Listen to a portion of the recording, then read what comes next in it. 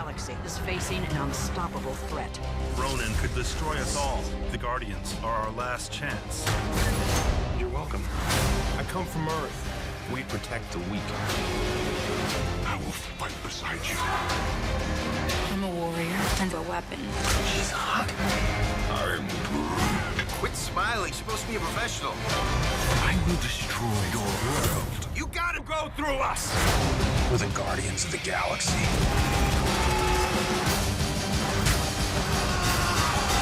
Guardians of the Galaxy.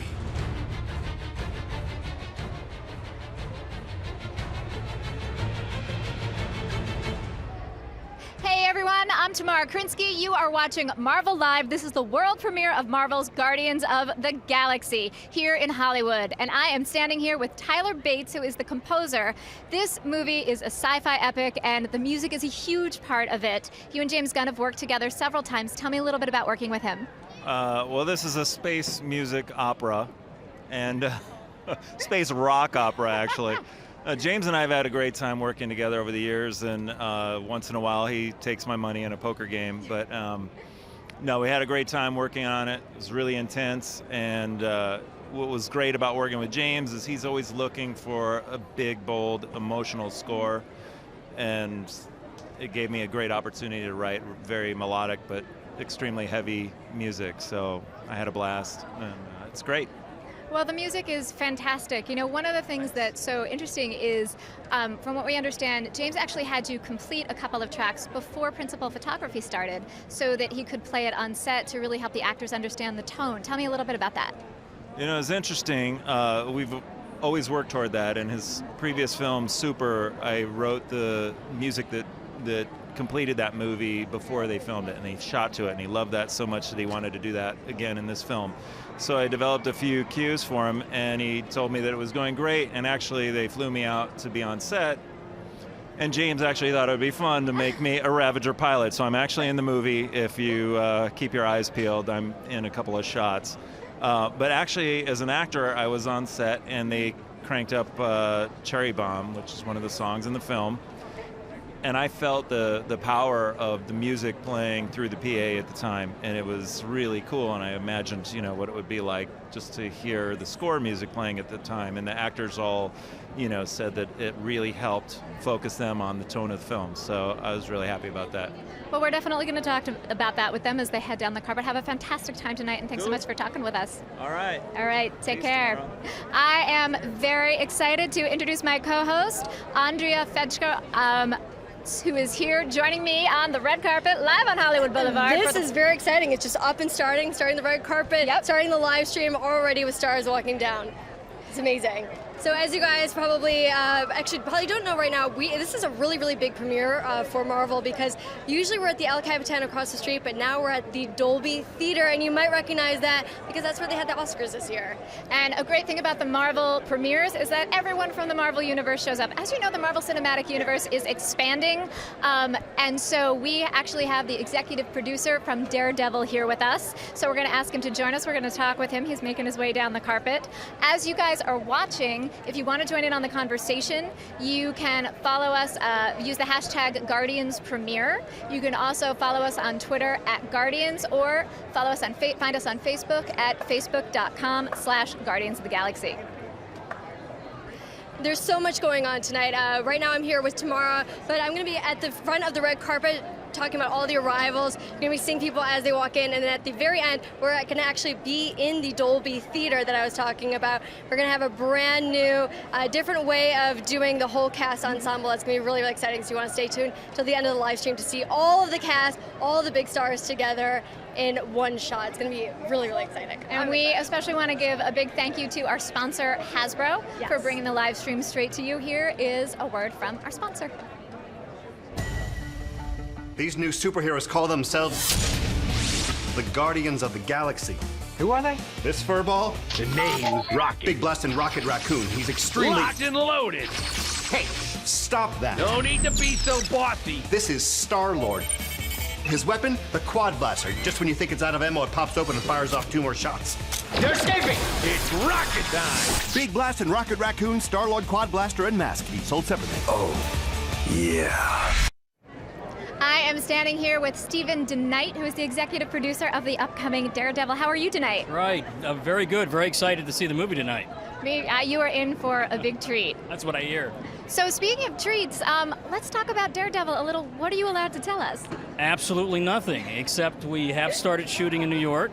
It's going phenomenally well. Yeah. I was just at Disney in a top secret Marvel location today, seeing something extremely cool that I can't talk about. You're such a tease. I'll tell you, you know Marvel, they'll murder me in my sleep if I say anything. I know. Which Marvel villain would you be most scared of coming after you for revealing a secret?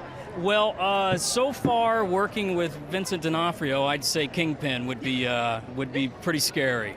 Yeah. And when can you tell us when Marvel fans can tune into Netflix to find Daredevil, or is that still under wraps? This will be hopefully sometime next year. We haven't set an exact date yet, but we're hoping sometime next year. And as far as what you're hoping to bring to the series, is there anything you can tell us about the tone of it, or the sort of the look and aesthetic of it yet? Sure, we're going for a very kind of gritty 1970s New York feel for the show.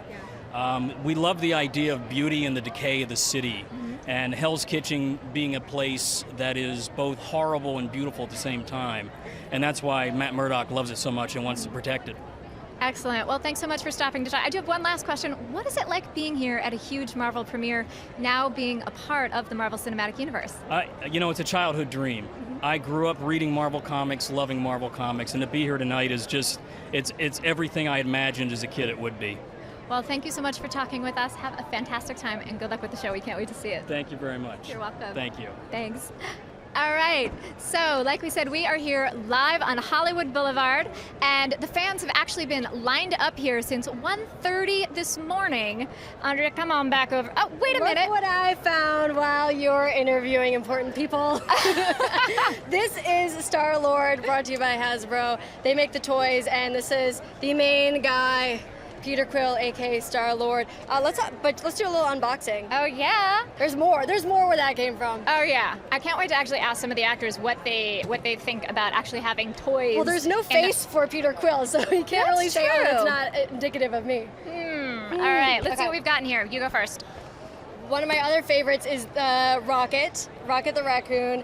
He is, this is a mask, his ears wiggle, his eyebrows wiggle, the mouth moves. Pretty much the coolest thing ever. I might have to borrow that for Comic-Con later this week. You can. It's yours. Awesome. What else do we have? All right, unless, of course, we go with the Rocket full-on blaster. Yeah, not just a face. You got the whole thing going on. So some serious action with Rocket. And then we have a Gamora. I love Gamora! Look at this! Thank you! Michael Rooker Yondu. Yondu, just like Yondu, always taking something that doesn't belong to him. Everybody. Hey, how are you? Look at Gamora. Is she great or what? Isn't she awesome? And you know what else is in here? What? There's actually a piece of Groot. What? And if you collect all the figures... Why is there only a piece of Groot in here? You gotta collect all the figures and then you get all of Groot. Oh, wow, I see what's going on. This is my buddy. This is your buddy. Oh, right here, my little one. Taught him everything he knows. That's why he's so handsome. What do you think? Oh, yeah. But it's... Choom, choom, choom. The question is he as handsome as Yondu? Oh, Because you are big Come and on, bad and blue. Look, he's not blue. That's all I can say. He's not blue. Poor guy. And then you've got... Oh, and you got your sons going as well. not mine, but my lovely Star-Lord's weapon of choice. Excellent. And can we actually talk about your weapon of choice? My you have weapon an of choice awesome is weapon in this movie. My weapon of choice is love. Love. I choose to love all creation. And I use my arrow to prove it. So basically, you're kind of like Marvel's Cupid. Marvel what? Marvel's Cupid. Yeah, that's right. That's right. You and get stuck with Yondu's Cupid little love arrow. It's an interesting way of showing love. It's tough love. It's like it's what it's all about. Absolutely. Yondu's one of these kind of guys that he's not one of these. Oh, poor Star-Lord. Do they want to eat you? No. It's like they want to eat you. Well, eat them back. What's your problem? Remind me not to ask you to have my back if I get into trouble. Well, no. If anybody you want to have your back, it's Yondu. Well, the great thing about Yondu is, in this sort of superhero universe, you've got black, you've got white. Yondu's kind of in the middle. I'd say a shade of gray, but more like a shade of blue. Shade of blue, many shades of blue. Mm-hmm. Yonder's awesome color. Absolutely. And speaking of tough love and all that, this is not your first go around with James Gunn. Oh no. Yeah. That's tough love, working with James Gunn. Oh, tell us more. he picks on me all the time. Oh no. And then you channel that into your character. No. I don't know how. He has to show me everything. Well, he knows. We're going to have to ask him about that later. I think we might have to do some picking on him. There we go. I would never pick on James Gunn. No. He's my pal. He's my buddy. What's it actually been like? You know, you guys have done smaller budgeted movies together. What's it like been working on this huge epic movie together? Yeah, you know what? It's a big difference. It's you know, you have more toys. Mm-hmm. You have a little bit more time. You got more time to do things. You have more makeup. Well, you know, my makeup really started way before I even got on set. Mm-hmm. They were choosing and finding colors and different shades for a month or more before I even arrived. And when I arrived, they'd already abused and painted this poor guy to death, you know, and I was the next victim. And the real question was, could you sweat in it? Could you, like, run around and do stuff, jump around, do stunts, or you know, do crazy stuff in it? And then once they put it on me, I said, okay, let's find out. Yeah. I ran down the stairs, ran up the stairs, down the stairs, up the stairs, around the building twice, came back in. You know how? Did you have to do all that just to break a sweat? Just to break a sweat. Wow. Yeah. Because after one stair, I'd be like, done. And I wasn't even sweating. And when I got there, I said, hold on. You know how when you work out, you only start sweating sometimes after, and you wait, and all of a sudden the little beads of sweat are coming out, and you can see that the makeup's not running. And that's when we knew we had success. You know, I could sweat, I could run, I could do stuff. It wasn't going to rub off, it wasn't going to sweat off, and so we were ready to go. Got it. Well, one last question, too. You know, you play a pivotal part in the history of Peter Quill, taking him off of Earth. He has a backpack with him that he's got some crucial toys in. That's right. If you were leaving Earth for the last time and had a backpack filled with 2 or 3 things, what would you want in your backpack? Well, first off, he didn't think he was leaving Earth. No, I know that. But I'm saying so if his backpack was filled with maybe snacks and you know, his schoolwork. And a cassette tape. And a cassette tape, some music. But if you knew you were leaving, what would you want in that backpack? Well, I think I'd want some, you know, those little, what are those suckers called? The lollipop suckers? Ring Pops? No, like the Tootsie Rolls? ones. Tootsie Rolls? Yeah, with the chocolate in the middle. Gobstoppers? I like those things. All I right. like those things. Got it. Let's see, I like those. And I would have probably some Oreo cookies. Nice. Oh, have you tried the double stuffed Oreo cookies? Yeah, and the powdered milk. So I just have to put water in there, make my own milk. Nice. My man. Is this good? This is good. All right, we're traveling with Michael Rooker. Right on. Sadly, we have to send you on I'd have your to have way. some sort of weapon or something, of course. Well, I think if used protection. appropriately, Oreo cookies can do a lot. Oreo? Yeah. Oreos? There's a lot you can do with an Okay, Oreo, man. flick them. You got it. You know. Into my mouth, hopefully. Yum, yum, yum. All right, we sadly have to send you on your way because there are a lot of other people who want to Indeed talk you to do. you. Thank you very much. So Thank you so much. Bye, girls. Have a fantastic Bye. time. He was fun. You guys, I like a man that likes double stuffed Oreos. Yum. I do too, and it's always fun to talk about toys. So, you know, we're very, again, thankful to Hasbro for sponsoring us tonight. Exactly. There's so much going on. You can definitely get all those at a store near you, and hopefully we'll be taking some with us. Yes, I think we might need to do that. But for those of you that aren't familiar with Guardians of the Galaxy, this is new for the Marvel Universe, and it is about 5 unlikely heroes. We've got Drax, we've got Gamora, we've got Groot, of course Peter Quill, Star-Lord, and Rocket. And so we're actually going to give you guys a look at them right now.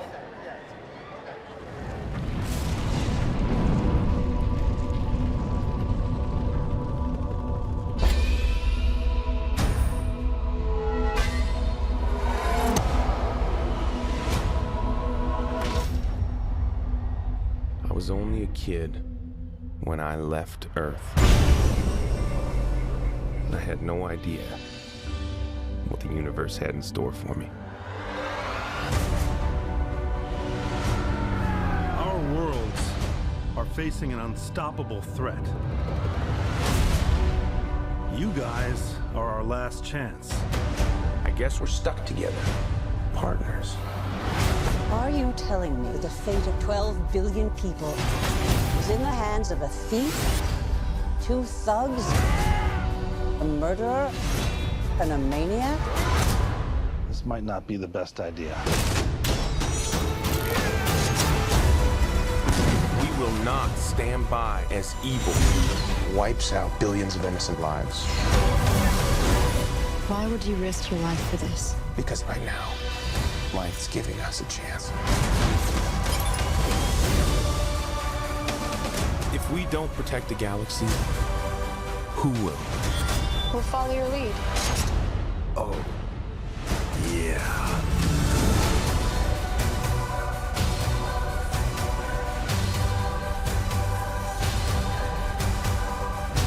This is gonna hurt.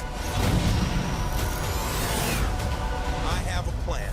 You got a plan. I have part of a plan. That's a fake laugh. It's real. Totally fake. I'm Groot. Thank you.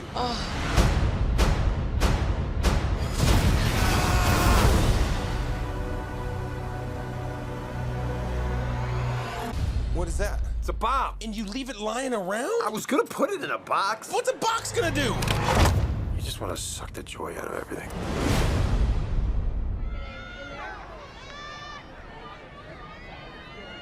Watch that. If you're just joining us now, you're watching Marvel Live. I'm Tamara Krinsky. This is the world premiere of Guardians of the Galaxy, opening in theaters on August 1st. We are standing here live on Hollywood Boulevard. We have got an entire several city blocks lined with fans. The red carpet stretches all the way in both directions. Behind me, you can see the Dolby Theater, which is where the theater in just a short while will be unspooling for the very first time. And we have got this entire carpet covered so that we can bring the entire thing straight to you, the Marvel fans. We have a fashion cam stationed at the arrivals area. That's where my co-host Andrea will be. She'll be taking a look at what everybody's wearing, letting you know who shows up.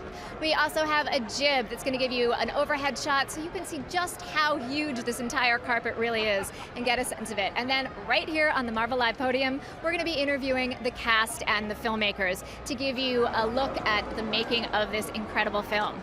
Now, as Andrea mentioned earlier, this is really an expansion for Marvel. It's the first time we are seeing on screen the Marvel Cosmic Universe, and it's a sci-fi epic, or as Mark Strom likes to say, for those of you who listen to This Week in Marvel, a sci-fi romp.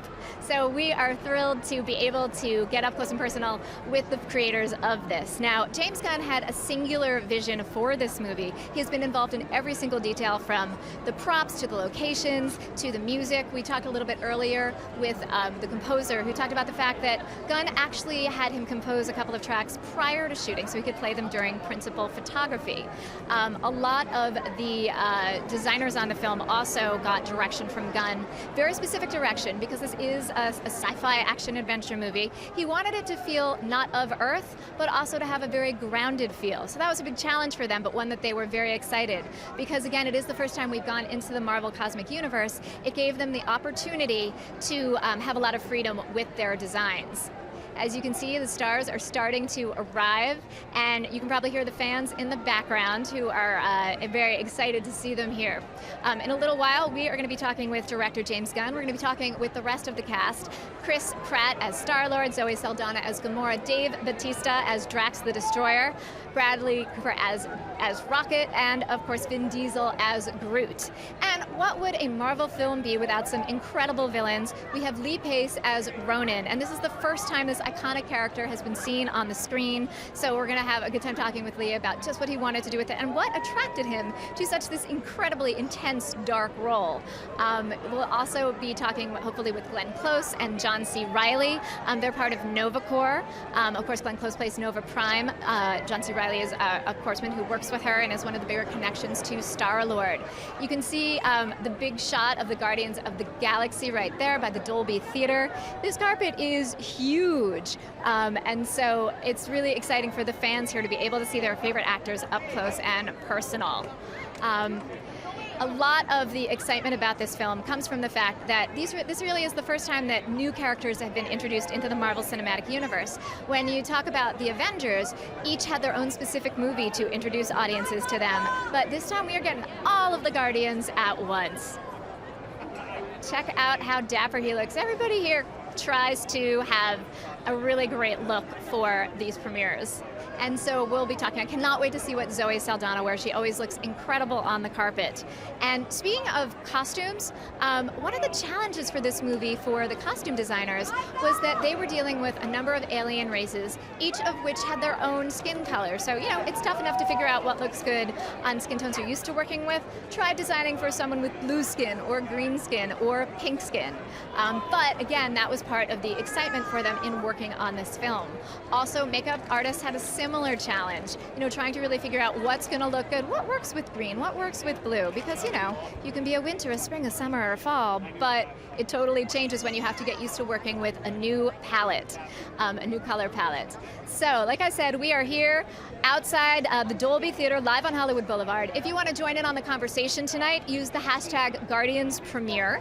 And if you want to, you can always find us on Twitter, Everything Guardians on Twitter, @Guardians. And of course, you can find us on Facebook at facebook.com/Guardians of the Galaxy. Now, I've been told that James Gunn is making his way down the carpet. Excited to talk to him to find out just what went into making this film. This is part of Phase 2 of the Marvel Cinematic Universe. And as you guys know, Marvel always has something exciting in store for the fans. We talked a little bit earlier with the executive producer of Daredevil, which is going to be premiering on Netflix sometime next year. He couldn't give me a date because everything is a secret here. I'm going to try and crack some secrets out of people. We'll see how we can do. But also coming up, of course, we have Avengers Age of Ultron next May 1st, followed by Ant-Man premiering July 17th, 2015, and the Untitled Captain America 3, 5/6/16, May 6th, 16. And then they've actually just announced 7 more movies through 2019, but they haven't told us what they are. So we are anxiously waiting to find out what they are. Now we're going to check down and see how Andrea's doing at the other end of the carpet. Let's see who's shown up. Let's see what's happening down there. Hey, Tamara. Whoa! I am in the raccoon mask for a reason, because Bradley Cooper has arrived on the red carpet. He is, of course, the voice of Rocket in this amazing Guardians of the Galaxy movie. And then also, we have tons of people from everywhere coming. So Zachary Levi, who plays Fandral in Thor, has also arrived. And then there is something going on right here. More rivals are coming on, so we have already big stars coming. Vin Diesel, Zoe Saldana, they are on their way, so it's all going down. This is really, really exciting. So we have James Gunn coming up down the carpet, and as you can hear, there's lots of excitement going on to see all these different stars coming for Guardians of the Galaxy. And one little interesting tidbit about Bradley Cooper, there's a lot of people that wanted to get that role, that voiceover role. This was his first voiceover, and how they cast him was they did an animation of him, and then they put over his the voiceover of his scene with Robert De Niro in Silver Linings Playbook, and that matched perfectly with what they wanted Rocket to be. So that's how he got the role. Pretty interesting. A lot of actors, a lot of voiceover actors, regular actors wanted that, and he got it, and he killed it in this movie. So tomorrow, I believe there's a lot going on the red carpet, so I will send it all the way back to you. Hey, I would like to get a chance to play with that mask, so I think I'm going to have to grab it from Andrea in a little bit. Again, thanks to Hasbro for giving us all of those fun toys to play with. I think I might need to play with them a little later at home. As Andrea said, there's a lot going on the red carpet. The stars are slowly making their way down. Just for you guys who are new to this and new to the way these live streams work, the stars arrive, they get to the arrivals area, they take a couple fantastic pictures, and then they start making their way down. And I have been told that James Gunn is imminent. You might have just heard that there is a little scream and shout on the carpet. There's some hugging going on, and so we're gonna have to wait an extra minute for him, because that's the other great thing about Marvel premieres. It's the first time for a lot of the cast and filmmaker and crew and filmmakers that they're getting to see one another again after production wraps. So for some of them, it's kind of like a big reunion. As you can see, the carpet is starting to fill up as everybody makes their way down.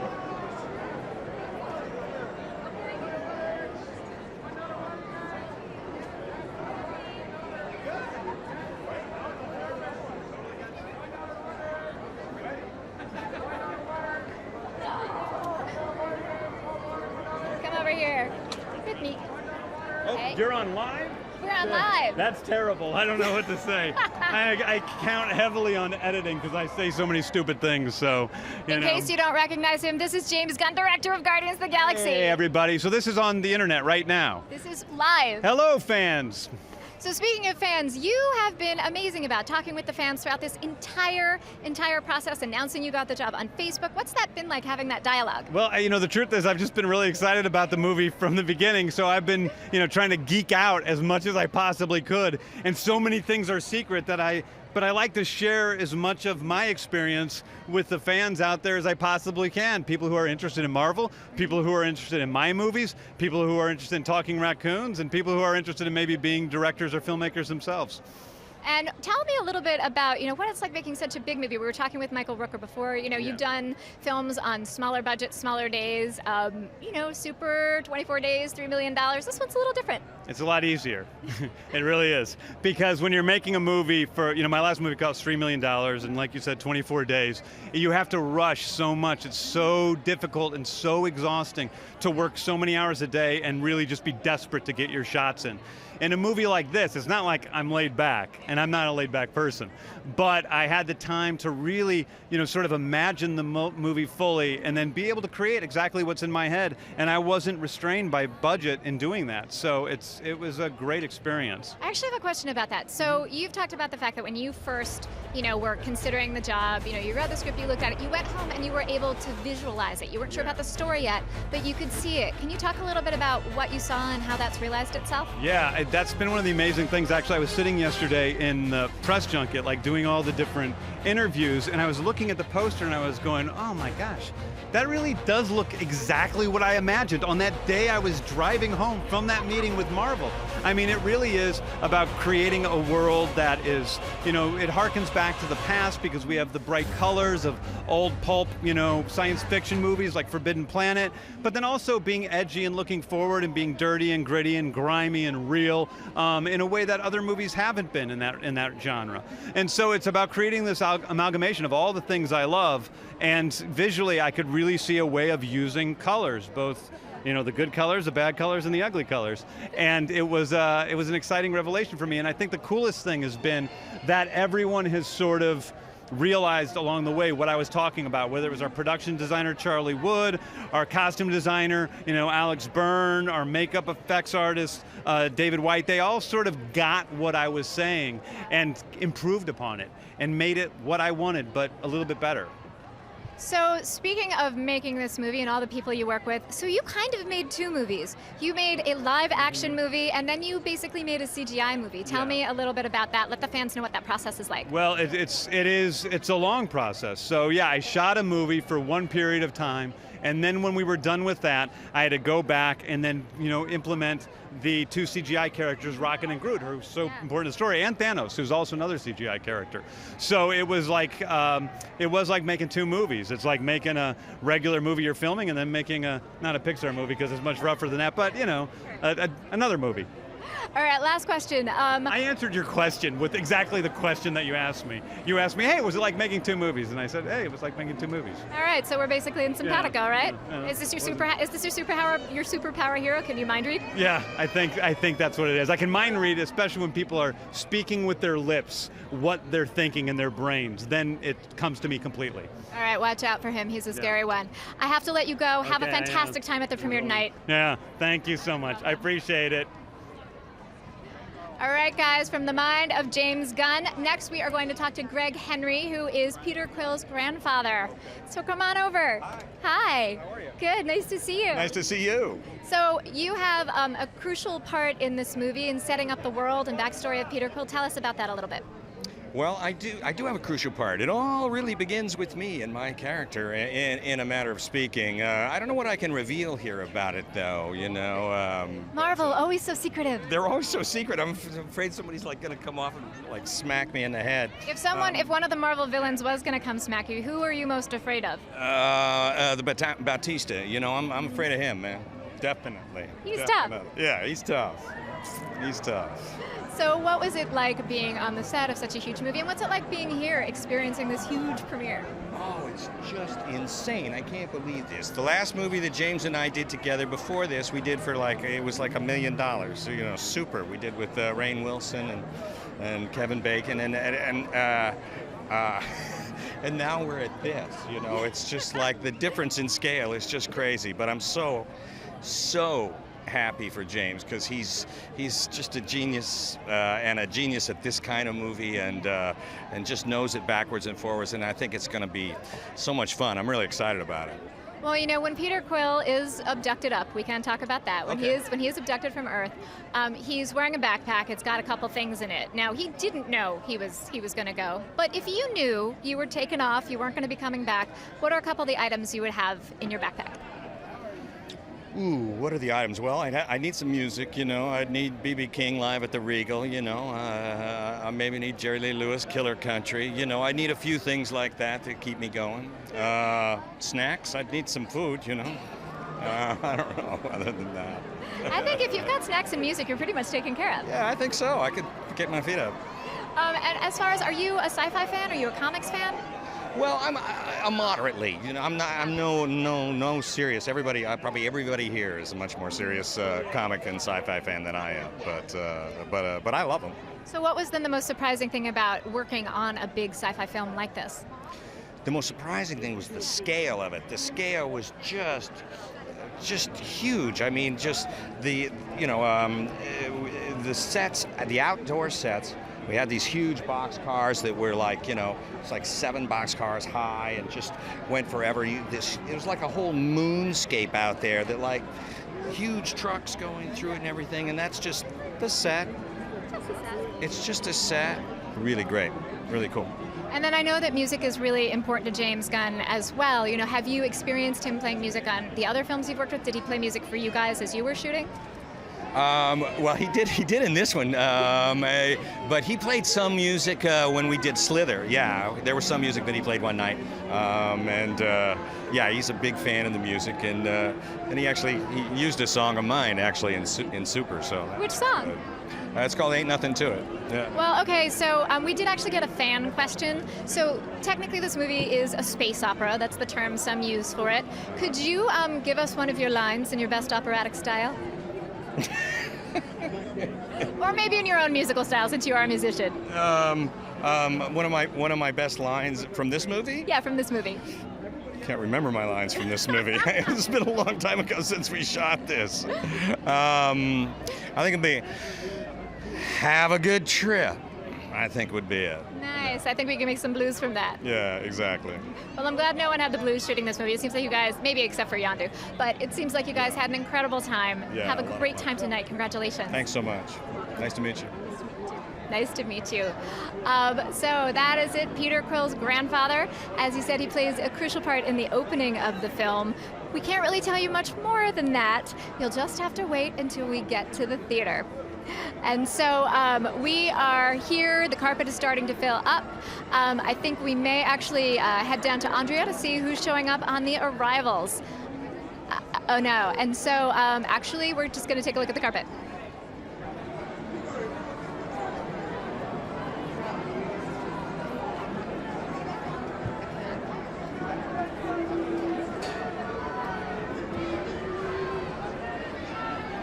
We just have a really big arrival here. Chris Pratt, aka Peter Quill, aka Star-Lord, has arrived. He is right behind me, signing autographs. Anna Faris, his wife, is right over there, just waiting till he arrives. When he first came here, he's been here for about 4 or 5 minutes already.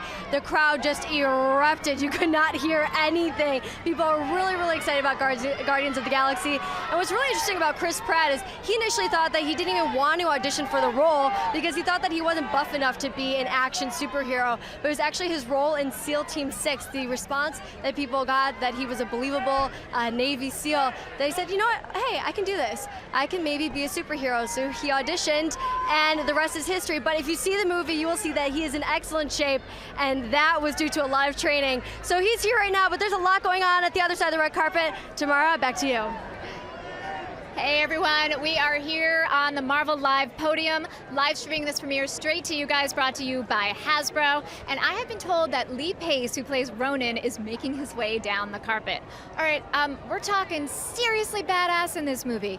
Lee Pace is known to many people for his role in Pushing Daisies, Halt and Catch Fire, which is the current show that he's working on, a couple of smaller franchises such as The Hobbit, Twilight movies. So we are very excited to talk to him about what it's been like to join the Marvel Cinematic Universe and how that compares to working on some of these other franchises. And so we're going to ask him a couple questions about what it was like to play this incredibly intense character and bring this tree to the street for the very first time. Hi there. I'm Lee. Hi. Nice to meet you. Nice to meet you. My middle name is Lee. Oh, cool. It's a lot of people's middle name. I know. What's up with that? Yeah, it's my first name. All right. Well, I'll call you Lee. That's all right. I'll call you Lee too. All right, please do. So what is it like to be here at this crazy premiere? You said in an interview, actually, that this was the craziest movie-making experience you've been part of. Yeah, it was pretty crazy, and it just kind of gets crazier. I don't know what I was thinking all week. I was like, oh yeah, I'm going out to LA for the premiere of the movie, but I'm here, and it's like they've closed down Hollywood Boulevard. There's like, you know, vans all the way down the street. I mean, it's just like a big event. I don't know what I was expecting. I just thought it would be just, you know, the friends gathered around watching the movie, but wow, well done, Marvel.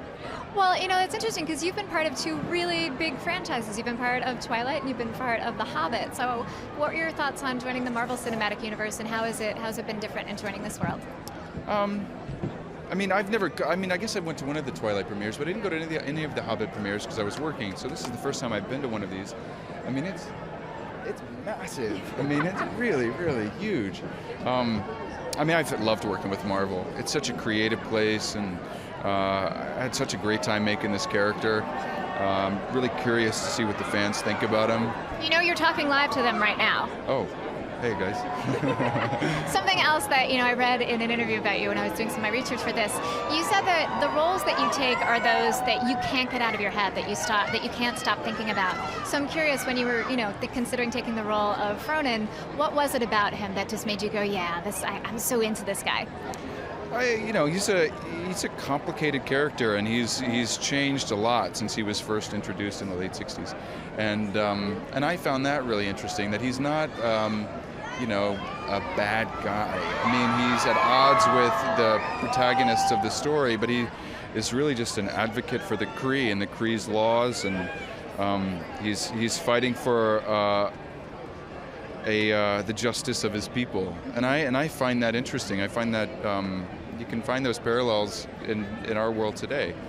This is, you know, I'm bright blue. I'm not going to get too deep and, you know, serious about this because I'm blue and you know, fighting with my universal weapon. But it's useful to have those connections in your head, you know. Absolutely. I mean, you need to ground the character in a reality that works for you. Yeah, and you know, and it's just, I guess that's where the laboratory is in your brain. You kind of, you know, thinking about the character, thinking about the themes, thinking about the world, and it's extra fun with something like this that is, you know, nuts. You know, it's in the hands of James Gunn and deep space. You know? All right. Well, we hope you enjoy the rest of the madness tonight. Have a great time, and congrats on the film. Thank you so much. Thanks for talking to me. You're welcome. We're trying to shake hands. It's awkward. There we go. Yeah, Lee's trying to shake hands. I know.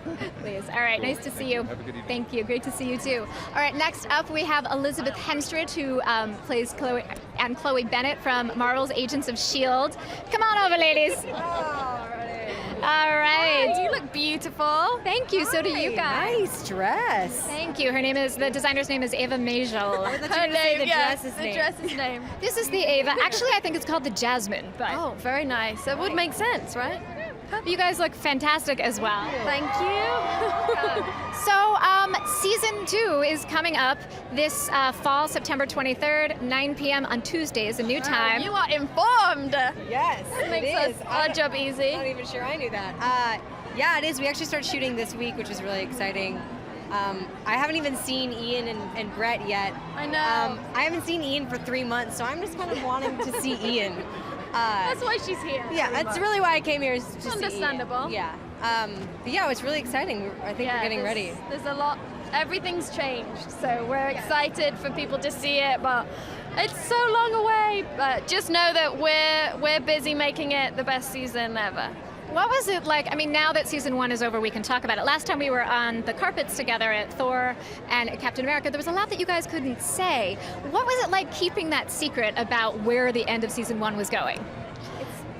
It got easier, right? It gets easier because there's always stuff we can't really say, and it just, you get good at saying, well, you have to wait and see, because that's really all we can say. I mean, it's frustrating to, it's harder to keep it from family and friends, I think. Yeah. But it's nice. I think it was so nice seeing it all come together in the finale, and kind of that it was such a surprise for everyone, and that made it all worth it, the kind of really vague answers, and because we want to keep it a surprise. The writers work so hard to, you know, just do things that the audience would never expect, and so we don't want to ruin it for people, even though it's so tempting to just go, that's so exciting. Now, who are you guys most excited to see here tonight? Aside from Ian, of course. Yeah, Ian Pratt, DeCastigar. I'm a huge fan of. I mean, well, BC is right over there, and I'm liking what I'm seeing. A Bradley. Yeah. There's an array of handsome people here tonight, so. Yeah, this movie, the Marvel Cinematic Universe, does not lack for attractive people. I just touched a wax version of Chris Hemsworth.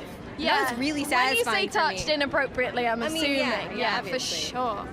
No, we're gonna set up deck chairs just back there and just kind of people watch. Can we take those home? Sure. Right, those the statues? No, the wax. Yeah. Yeah.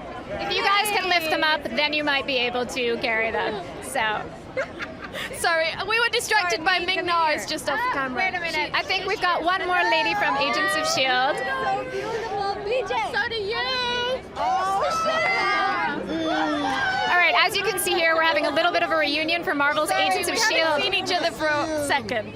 No, this is fantastic. You look good. What you guys doing? We're like a rainbow of colors here. Oh, you look so beautiful too. So do you. It's good to see you. Oh my God, DJ smells delicious. So DJ Britt smells delicious. Smell him. Agent Trip. I'm being told to smell you, Agent Trip. Oh, you told us. Oh my gosh, you do smell good. What are you wearing? Wow, that's amazing. Look at that. Yeah. He can be in the But you beautiful ladies smell just as... This is all right, you guys, just so you know, we are each other all summer. Yes, we haven't we seen each other all summer, so this is This is like our first day of school, kind of. I know, right? All over here. Oh, we have. I love that. We have got some toys from the film. Yes, she is actually wearing one of the Hasbro toys from the film. She is Rocket. This girl's looking amazing. I'm coming back to Come back to mess talk to up us. this right here that's going on right here. All right. Physically pulled away. Oh my God. So as you guys can see, they are fans just as much as we are of the Marvel Cinematic Universe. Yes, we're so happy to be here. I'm very excited. Now, I was trying to crack some secrets from these two, but they're holding steady on me. What's their weak spot? Chocolate? We are. What do you have to give us to tell secrets? Yeah. Food? Food. Maybe. But I know we're on ABC still. We can say that. Oh yeah, we are on ABC. Yeah. And, we changed our time slot though. We're now on at 9 p.m. I've done my research. I know this. Oh, sorry. Her dress is all right. Since they're not going to tell me anything else, I'm going to have to let them go and talk to other people on the carpet. We're boring. We can't say anything. We're very boring. Bye. They're definitely not boring. They're just good at their jobs. Thank you, ladies. Have a fantastic time tonight. All right, so we're going to check in with Andrea and see how things are going down at the arrivals area. Andrea, what is happening down there? We've heard a lot of screams on this end of the carpet. Oh, well, I'm just laughing because I would love to have my high school reunion be at the red carpet world premiere of Guardians of the Galaxy. That would be amazing. So you heard a lot of screams because Chris Pratt finally made his way from the arrivals area to the red carpet. So there's more people on both sides of the street, and that was the first time. But right now we have something really interesting going on with Tamara. Go back to you. I am here with Dave Bautista. Hello, sir. How are you? I'm very good. How are you? I'm good. I have to say I almost didn't recognize you because I'm used to seeing you gray, covered with tattoos, and with no shirt. Right. I thought you looked at me a little strange. Like, who is this guy? Get off red carpet. Security! No, he looks fantastic. You look very dapper this evening. Yeah, it's weird, right? Yeah, I know. So speaking of weird, what is it like to be at this huge premiere for you? It's awkward and uncomfortable. It's just a little overwhelming, you know. This is all new to me, so you know, even this, you know, interviews, being on the red carpet and all these movie stars around, and you know, fans out here yelling and screaming and excited about it. Billboards everywhere. It's just, man, it's just insane. It's a little surreal. It's very surreal. I would imagine, you know, one of the fans actually sent in a question over Twitter. They wanted to know if the role was offered to you or if you had to fight for it, and they did mean the pun. I had to fight for it in a big way. I mean, this was months of auditioning and screen tests, and they're really going in, and a lot of stressful moments. But yeah, I fought for this role a lot. Well, one of the things that Kevin Feige has talked about is that your chemistry with Chris Pratt was just off the charts. Tell me a little bit about working with him. What was it like on set? What was it like between takes? Yeah, I mean, right off the bat, Chris and I had a great chemistry, and it was like that the whole way through filming. But really, you know, with the whole cast and the director, a lot of stuff that actually made the final edit of the film was all like improv stuff, and it was stuff I was off the cuff, and we kind of just meshed and we gelled, and we just started throwing stuff out there, and it stuck, and it made the final edit, man. You can really see that, you can feel that we have chemistry. Yeah. You really can, and you know, you play somebody who's hell-bent on revenge, but we really do get sort of a secret look inside of your soul. Tell me a little bit about what connected you to the deeper side of Drax. Well, I always tell people that the way I approached Drax was not really as a guy who was hell-bent on revenge. I always approached him as more of his father and a husband who was just heartbroken, and that's where all that stemmed from. So that's the way I like to look at him, that's the way I approach him, and that's the way I played him, and I think it, you know, really it translates and comes through on film. Yeah. And then another question we had from fans was, what is it like to have to do fights in zero gravity, or what do you think it would be like? It would be a little rough. Yeah, without your feet under you, I just don't know. I don't know how that would be possible. It would be a little rough. Got it. And then my last question for you is, you know, music is so important in this film. If Drax had a theme song, what would it be? Probably something, you know, something by Metallica. Yeah. I don't know, maybe Through the Never, something like that. Yeah. We'll have a rockin' time here tonight. You've earned it. Congratulations on the film. Thank you very much. I appreciate it. You're welcome. All right, everyone, that was Dave Bautista, Drax the Destroyer. This carpet is full. People are heading down from one end to the other. And we are very excited to bring this straight to you. And we want to say thanks again to Hasbro for sponsoring this live stream. We're going to continue talking with the cast and filmmakers of Marvel's Guardians of the Galaxy, opening in theaters on August 1st in the US. If you're outside the US and watching this, you'll have to check your local listings. So I don't know if you can hear behind me, people are continuing to scream as arrivals are happening, and we're going to be bringing more of the stars to you. You know, one of the things about Drax is he has this incredible makeup. His entire body is gray and is covered by red tattoos. He had to spend 5 hours in the makeup chair every single day. And because of the way that the makeup was done, he actually had to stand up while it was being done. So he definitely went through a lot. He talked about how meaningful it was for him to be doing this, and you know, how much this role meant to him. And clearly he was very happy to do whatever he needed to do to make this film into the epic that it is.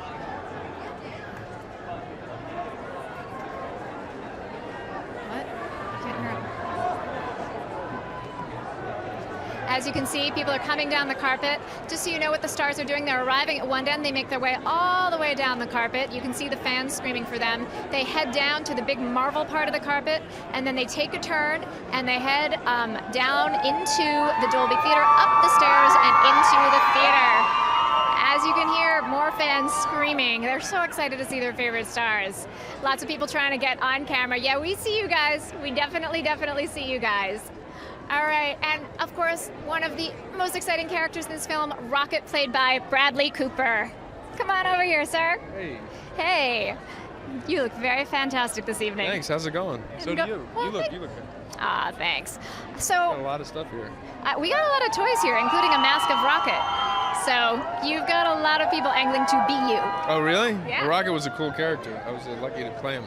You know, they say that one of the ways that you got cast was they heard, they played your speech with Robert De Niro over some of the animation, and that's what made them cast you. Did you ever? Speech with Robert De Niro. One of your scenes from Silver Really? Linings. Interesting. I did not know that. Yeah. Oh, interesting. That's funny. What's it like to go from working with one of the most respected actors in the canon to playing a gun-toting raccoon? Well, I mean, I got to just transfer to work with great actors also in this one, and I got to watch all of their work.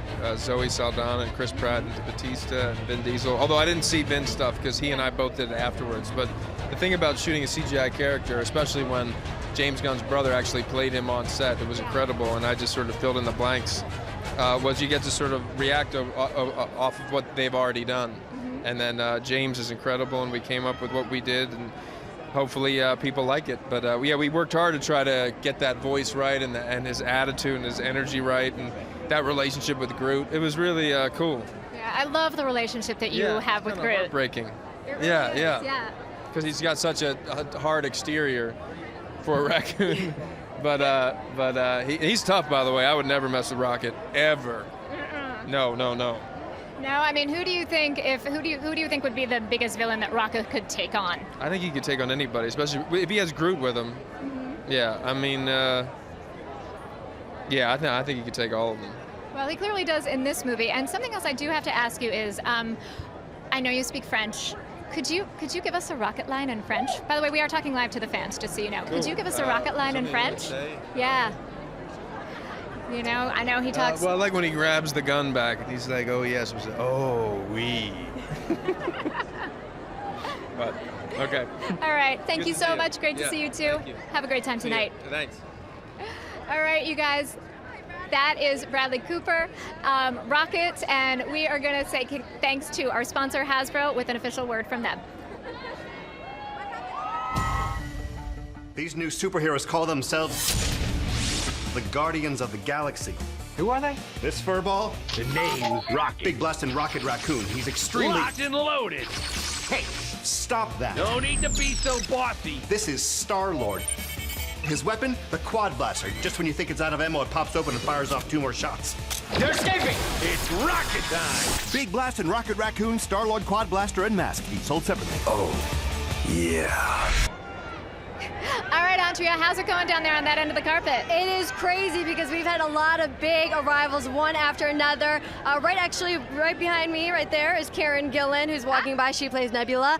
Earlier, we had Zoe Saldana and Benicio del Toro come at once, and it was absolutely insane. They both went over behind me and signed autographs to all the fans. It was really, really exciting. And what's interesting about Karen coming in here is that she actually shaved her head for the role of Nebula. She debuted at Comic-Con last year, and that's really, really going for the role. And now you can see she has her hair growing slowly but surely back. So it's fun to see these people get really, really into character, go 100%, and then to see them at the premiere. And as I was watching, Lee Pace and Dave Bautista tomorrow, I was like, they look so different from what you will see in Guardians of the Galaxy. I have to admit, it took me a minute to recognize Dave Bautista. He looks fantastic tonight. And, you know, I'm used to seeing him covered in gray and, like, red tattoos and looking all manly. I mean, he still looks very manly. But it took me a sec. Now that he's all dressed up, he looks great. And it's so great to see everybody dressed to the nines at these premieres. I'm hearing more screaming going on. Andrea, what's happening down there? Well, right now, a lot of the stars have moved on to the red carpet, so that's really exciting, and everyone's just jived and excited about what's going on. You know, this is a really, really big premiere for Marvel, Guardians of the Galaxy. As we said before, this is the first of its kind. It's the introductory film, and you will see that it has a lot of heart. It's really funny, and it's absolutely beautiful. What's been really nice is that, I don't know if you guys have been seeing online, but a lot of people and a lot of critics have been tweeting how much they absolutely loved it. Some people saying this is the best Marvel film. So this is really exciting. All right, but now tomorrow, back to you with some celebrities. All right, we are waiting to see who we are going to talk to next. The celebs are slowly making their way down the carpet. It was fantastic getting to talk to Bradley Cooper, who plays Rocket, and hear a little bit about the process of creating Rocket. As we talked about with James Gunn earlier, this really was almost like making 2 movies. You know, you had the live-action movie that he shot, and then you had everything that was done in post, creating characters like Rocket and Groot and Thanos, who I know that Marvel fans are very excited to see. So, you know, one of the things that James Gunn has also talked about is that these characters are really an amalgamation of a lot of different people's work. You have the actors who played them on set doing the motion capture. Sean Gunn, actually, who is James' brother, actually played Rocket on set. And then you have the work that was done in post, the work that was done by the voiceover artists, and of course all of of the individual contributions by the animators who all have their own artistic takes on things. So we put that all together and you get these incredible, incredible characters. And if you do look online, you see a lot of love for these guys. I cannot wait to see what more of the fan reaction is going to be when the film opens in theaters on August 1st. By the way, if you are just joining us, you can follow along if you want to tweet us questions or comments. Use hashtag GuardiansPremiere. And for all things Guardians, you can always follow us on Twitter @Guardians or like us on Facebook at facebook.com/Guardians of the Galaxy. So we are waiting for a few more of the actors to come down. I'm really excited to talk to Zoe Saldana, who plays Gamora. She is amazing in this movie, and she's got an incredible relationship with Nebula, who is her adopted sister, played by Karen Gillan. I'm sure that you guys who are Doctor Who fans know all about her. So it'll be very cool to talk to both of them about what they brought to these badass female roles. And again, that's one of the things I love about Marvel. They are not shy about putting women who can kick some butt on screen. We're going to talk a little bit with them, hopefully, about their training regimen and what they wanted to bring to these women. You know, a lot of the thought and care that's gone into this movie is about what kind of family the Guardians of the Galaxy end up becoming. Because when they start, they are not your typical superheroes. I mean, we're talking about an assassin, we're talking about thieves, we're talking about a menace, and they really do all come together in an unusual way. One of the places that they come together is the Kiln, which is the prison location. And the sets for this film are amazing, and they're huge. And we see a couple of different places, including Xandar, and please welcome Glenn Close. Hello, how are you? I am so much better now that I'm talking to you. So what is it like being part of a huge universe like this? Wonderful, wonderful. I haven't seen the movie yet, so I'm really excited to see it. And the bits of the universe that I saw when we were shooting were so beautiful. I mean, the artistry that goes into building the sets and the costumes. Yeah. Alexander Byrne, just the research, the kind of, they even invent new fabrics, so they put certain fabrics together. My uniform is made out of 2 fabrics that they bonded together. It's just brilliant, just brilliant. So to be part of something that's such an extraordinary, creative explosion, you know, is very exciting. Well, you said in an interview, I'm going to paraphrase it a little bit, but one of the quotes I love is you've said, "I am part of that alien race called actors." Yes, I believe that. So what's it like being part of the Nova Corps and being the head of an intergalactic police force? You usually bring you've played so many women of authority and strength and power. I was very proud to be asked to be Irini Royale, the Nova Prime.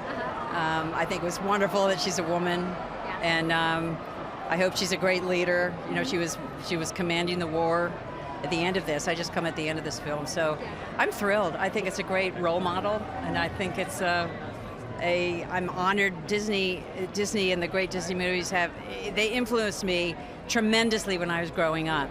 So to be part of this whole, you know, the continuation of the telling of great stories that are artistic and also highly entertaining. And what's it been like, you know, watching some of the actresses like Zoe Saldana and Karen Gillan take on these really tough, kick-ass roles? What's it been like watching the other actresses in the movie, like Zoe and Karen, take on these amazing, like, kick-ass roles? Oh, I know, and she did, and she's such a wonderful dancer. Mm-hmm. And she could, you know, kick her legs up, by her ears. Exactly. Yeah. So no, it's daunting. It's wonderful to watch. And she was so determined to be a badass and to really, yeah.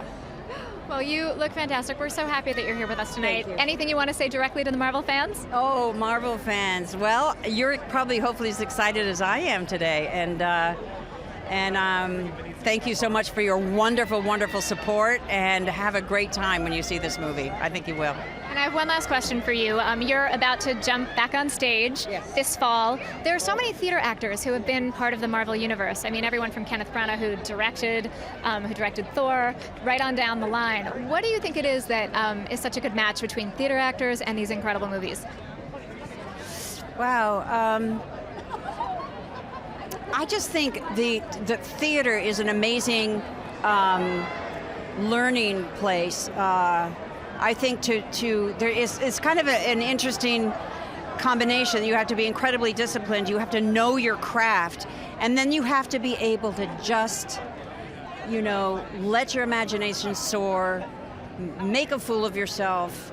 And I think maybe people who have come from theater are more used to doing that kind of thing, and maybe might not be quite as worried about it as somebody who hasn't. And but basically at the bottom of it is a sense of craft and a sense of discipline. Will you bring that to this role? You're fantastic in it. Have a wonderful time tonight. Thank you very much. I'm looking forward to it. Thank you. Thank you. Ladies and gentlemen, that was Glenn Close, who I am so excited we got to talk to. 6-time Academy Award nominee. Marvel does not slump on their talent. As you know, they have a history of casting people who are multiple award nominees and winners.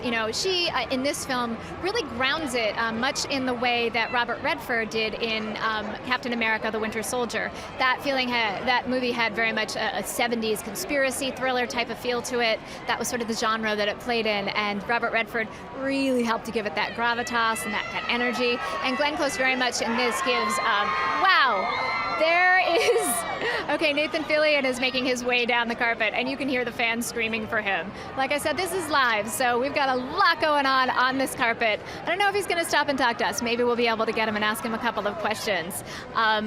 Nathan has a cameo in the film. I'm not sure if we're allowed to talk about it, so if he comes to talk to us, we'll see what he might say to us. Also, a little guy named Chris Pratt is making his way down the carpet, known to you and me as Peter Quill, Star-Lord, and he, of course, is the heart and center, the leader of the Guardians of the Galaxy. Again, this is the first time that we have seen these characters on screen. They were created in 1969, and the movie really pulls from the 2008 run of the comic by Dan Abnett and Andy Lanning. So, I think there's a lot in store for comic book fans, as well as people who are just fans of the Marvel Cinematic Universe and want a good, awesome sci-fi movie. And this really is a sci-fi movie. It's the first time that Marvel has made this kind of film. And there is amazing ships in it and all kinds of things that pay homage to the sci-fi trope. James Gunn, of course, being a really big sci-fi fan. As you can see on screen, the carpet's pretty full. Actors continuing to make their way down. This movie took a village to make. As they were saying, the sets were huge, and there's a lot that went into it. So everyone from the actors to the filmmakers to all of those who had a hand in bringing this vision to life are here tonight to celebrate this film. We may even get to see some other people from the Marvel Cinematic Universe. We'll find out who's on their way. Chris Pratt. Hi, how you doing? I am well. How are you? Fine, thank you. Thank you so much. Nice to be here. Great to be here. Great to be here with you. You are talking live to the Marvel fans. Oh, really? Yeah. Oh, how nice. They're they're right there? They are right there, inside the camera. Oh, hi, wow. How many are in there? They're very, very small. Oh, wow. Hey, no, don't tell anyone, don't let anyone tell you that. No, we're streaming live, so this is Marvel Live. Okay. Yeah, so Marvel, crazy, big universe. What has it been like being a part of that for you? Oh, it feels great. I'm just so happy to be part of the Marvel Universe. Mm-hmm. And on top of that, I have to ask you, so in an interview with Conan, I saw you talk about being an early job as a coupon salesman. Yes. Where you led a ragtag bunch of coupon sellers. You'd load them into your minivan every day. Yes. Do you think that set you up to be the leader of Guardians of the Galaxy? Oh, no doubt. My years as door-to-door salesman set me up to be to be an actor at least and have thick skin, that's for sure. Excellent. And speaking of thick skin, you're kind of a rogue. What do you think makes you the right character to be the leader of these guys? Ooh, I'm the right character because I am Star-Lord. I am Peter Quill. Now you just keep saying that over and over, trying to get people to believe it, right? It's the truth. Soon enough, you'll believe, you'll know. I am Star-Lord. Say it with me. Ready? I am. No, I am, not you are. He is Forget it. His wife is over here cracking up. My darling wife, Anna. Yes, she's here. Isn't she a beautiful, oh boy, wonderful lady? I'm gonna have to call him Star-Lord for the rest of his life. It never ends, does it, once they get it into their heads? Oh, Star-Lord, honey, would you please pick your towels up off the bathroom floor? No, I won't. Now the question is, have you gotten your small child to start calling him Star-Lord, or is he still sticking with Daddy? That would be hysterical if he starts calling you Star-Lord. Oh, I hope he does. He's only 2 now, so Dad-Daz is what he's calling me, but soon it will be Star-Lord, or they'll be hell to pay. Got it. Now, music, obviously a huge, huge part of this movie. What was the track that really got you going? Oh man, there were so many great songs on the soundtrack for this movie. I think Ooh Child, that one is the one that just moved me the most. Keep going. Yeah. Things are gonna get easier. Ooh, child, things that get brighter. No, just me. Come on, you're knocking it off. Someday. No, I'm just kidding. That was the one song that really got me going the most. Got it. All right, well, I wish I could talk to you guys forever, but oh, thank you. The dress designer is Ava Maitel. Oh, it's gorgeous. It is just gorgeous. Love the color. You look amazing. Ask me who I'm wearing. Who are you wearing? I'm wearing a human whose name used to be Chris Pratt. Oh. That was awesome. Oh, Star-Lord. Thank you, guys. Thanks so much. As you can see, he is really tough to talk to. No fun on set. Now you can see why everybody had such a great time shooting with him. Kevin Feige from Marvel talks about his casting and what made him right. He said he is hilarious, fun, sexy, and a badass. And you can see all of that right there. I'm really sorry I had to let him go so soon, but there are a lot of people on this carpet who want to talk to him. And I'm so glad we got to talk to his wife, too. I would love to be a guest at a dinner party they might have. So, like we said, the rest of the cast is slowly making their way down the carpet. I know Zoe Saldana is on her way, along with some of the other cast members. And we are going to continue to bring you what's happening here on the carpet, but then we're doing something really special tonight. We are going to take you inside the theater. But most importantly, we're going to talk to Zoe right now. How are you? Oh, you look absolutely beautiful. Thank you so much. Thank you. So you are so fantastic in this movie. One of my favorite lines that you talk about, I'm going to paraphrase here, is that you are a warrior, an assassin, you do not dance. But you're a dancer. Yes, I know, which was a very unbelievable line for me to say. But it felt great to actually play a character that's not a dancer. And so one of the things I'm curious about is, you as an actress, as a person, have talked a lot about not letting anybody else define you. Gamora, also a very singular individual. Tell me a little bit about developing her character and how that fit in. I wanted her to be very unique in terms of the way that she fought, and even though it's a film that feels very futuristic, I wanted her method of fighting to be very classical and elegant, so I looked into bullfighting, which I thought, and fencing, but I liked bullfighting better.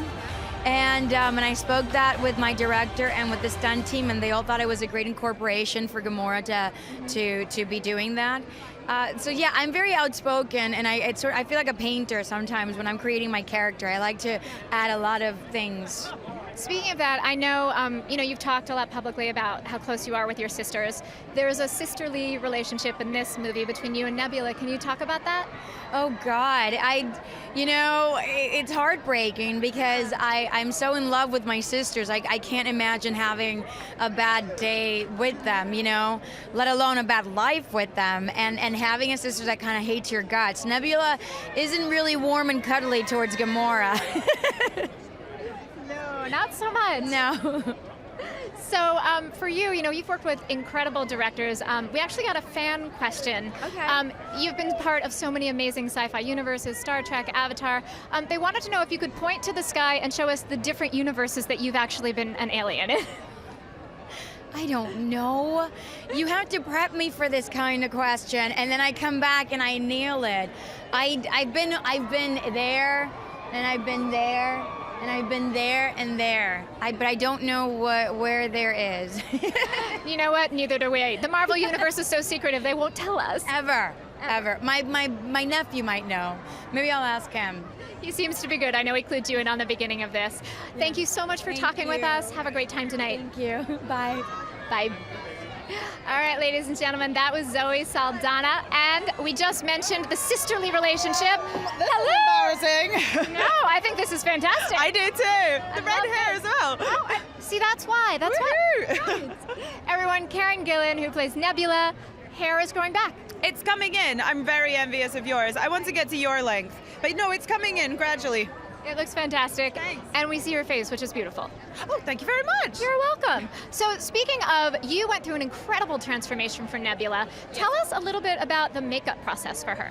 The makeup process took about 5 hours every morning, so I would sit in a chair, which was a challenge within itself, just to sit still for 5 hours, because I'm like, but it was really fun. I mean, it was an amazing transformation, and to see people's reaction to it made it so worth it, you know? No, you look absolutely incredible, and she is a menace.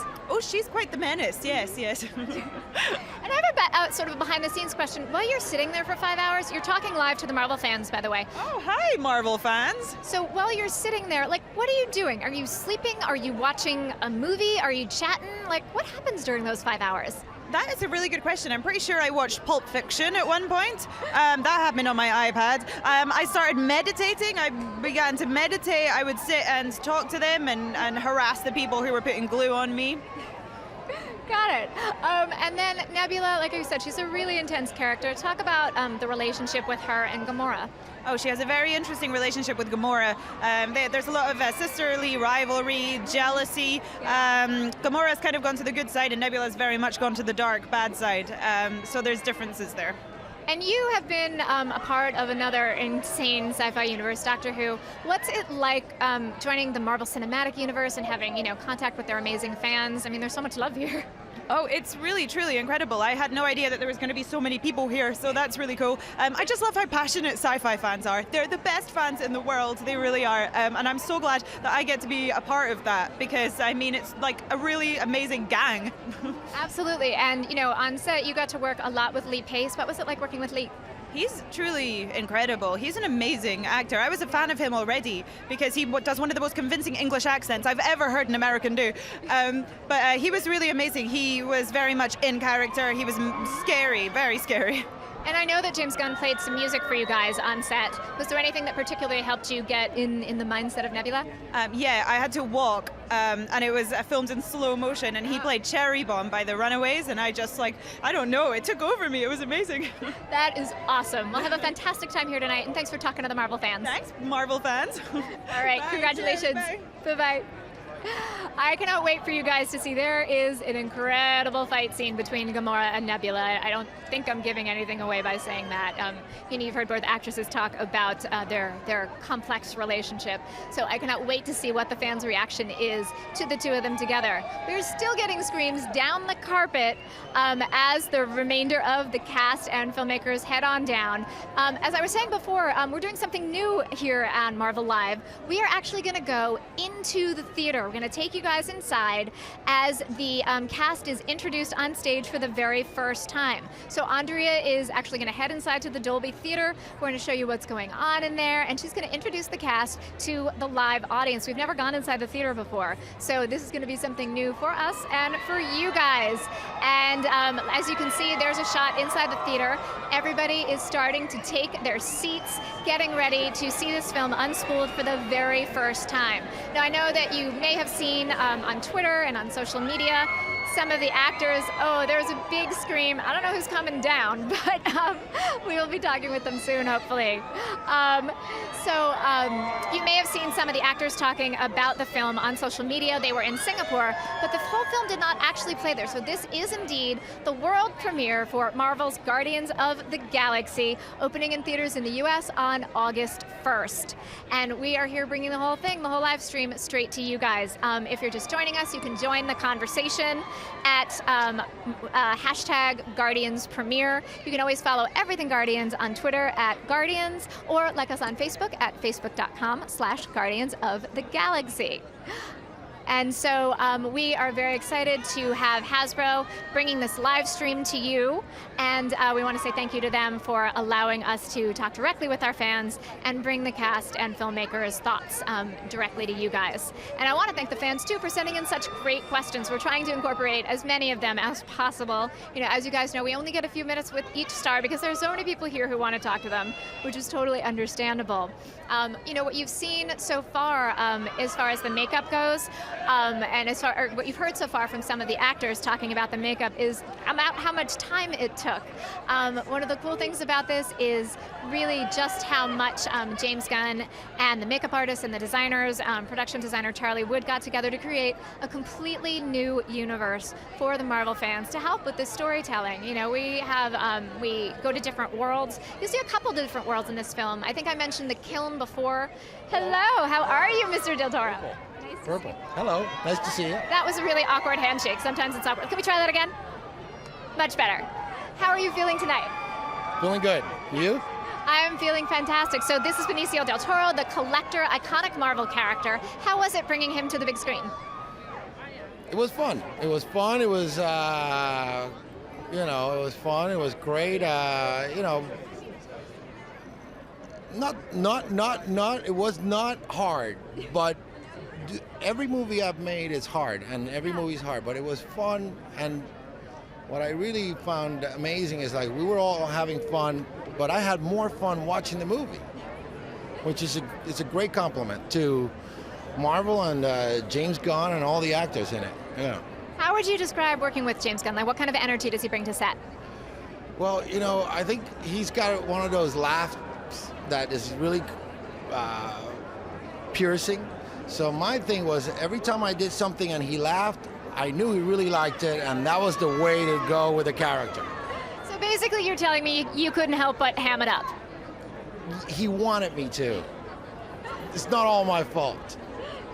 You sort of get that sense from him that he really enjoys working with the actors and what you guys bring to it. Yeah, he did. And he encourages, and he's great to work with. You have an incredible look for this film. Can you tell me a little bit about the makeup process and the costuming process? Well, it was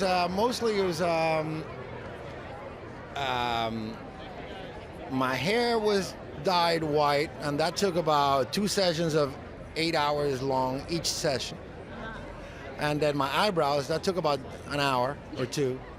And that was basically it. I think we did little things here, go around the eyes, But the whole team that was working on this film was great, and we had a lot of fun laughing. And, some days I look like Billy Idol or Lou Reed in his blonde period, so it was fun.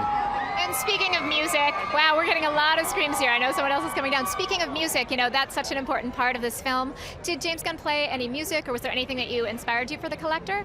No, I didn't. He didn't play any music on the set, and I didn't. I think I read it in the script, that there were a couple songs, but no, he never gave me like a song for the Collector or whatever. I think David Bowie plays before we enter the planet of the Collector, where the Collector is, but no, he never did. And then, of course, the Collector, has this incredible museum of artifacts throughout the galaxy. Was the set built as you were working in it? Was it a practical set? Yeah, there were a couple things. Yeah, there were a couple things. Yeah. So, what was the item that was most intriguing to you there? Well, I think they had an astronaut dog. Kind of like a throwback to the Laika was the name of the Russian dog that went into space. Cosmo. Yeah, Cosmo? Okay, Cosmo is the name of Cosmo. Yeah. Yeah, there you go, okay. Excellent. Well, Thank you so much for talking with us. Have a fantastic time tonight. You wonderful. Okay, thank you. All right. All right, ladies and gentlemen, Benicio del Toro. As he said, there are some really cool things in the Collector's Museum. The Collector's Museum is located in Nowhere. That's Knowhere, which of course will be very familiar to readers of the comics. And as he mentioned, there's a dog, which comic book fans may be familiar with. I'm not going to say anything else. I'll let you guys discover that. And all kinds of cool things that are in that museum. So I just recommend that when that scene comes up, keep an eye out. Definitely look out for the details, because Marvel's had so much fun planting some Easter eggs for you guys. As you mentioned, the museum is in Nowhere, which is another location for the film. Nowhere is sort of an outpost at the edge of the galaxy, and it's located inside the severed head of a celestial. I know a couple of the trailers have featured a shot of it. It's another one of the incredible locations. Another location that you guys have seen in some of the trailers is the Kiln, which is the prison. We were talking a little bit about it before, where all of the Guardians meet. And this is an amazing set. James Gunn wanted to build a lot of practical sets, again, to help ground that film in reality a little bit, even though it is a full-on sci-fi epic. So the Kiln, 100 tons of steel to build this set, and then it was extended for another 200 feet in post-production. So it is an intense set. It's sort of designed as corridors that lead to a central bay and different cells, and they had a lot of fun being able to work on that and do different things with that. And there were some really funky yellow costumes. So, again, the designers were able to really dig into that and do some cool things. There's also the planet Xandar. You heard Glenn Close talk about that a little bit before. And this is the brightest location in the film. As Gunn mentioned when we were talking to him before, he was really inspired by a lot of the color palettes from, the 50s and 60s sci-fi movies. And so you see that on the world of Xandar, which is the headquarters for the Nova Corps. John C. Reilly also plays one of the Nova Corpsmen. I'm not sure if he's here tonight, but if he is, we will hopefully get a chance to talk with him.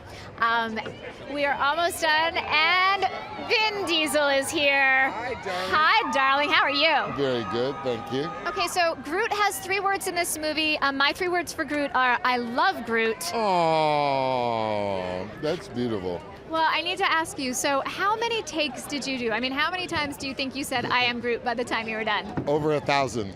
Really? Over 1,000. I was real lucky.